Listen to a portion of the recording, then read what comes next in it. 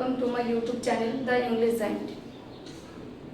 আমি আজকে তোমাদের পার্সেন্টেজ মানে শতকরার অঙ্ক করাতে চলেছি। তো খুব সংক্ষেপে, যাকে একদম জলের মতো বলা চলে।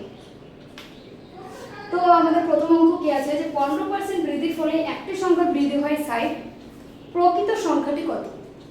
তো প্রকৃত সংখ্যা আমি কত ধরবো বলো? প্রকৃত সংখ্যা মানে পার্সেন্টেজ বা শতকরার অঙ্কে আমরা সবসময় যে কোনো সংখ্যাকে বা যে কোনো দেশের জনসংখ্যা বা আর কিছু যে কোনো জিনিসকে আমরা 100% ধরবো। তাহলে এখানে প্রকৃত সংখ্যা আমরা কত দেবো? 100%। তাহলে ধরি প্রকৃত সংখ্যাটি, ধরি প্রকৃত সংখ্যাটি, ধরি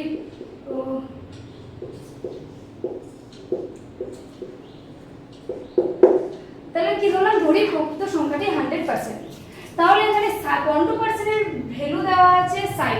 তাহলে 15% বৃদ্ধির ফলে একটি সংখ্যা বৃদ্ধি হয়েছিল 60। তাহলে 15% এর ভ্যালু এখানে দেওয়া আছে 60।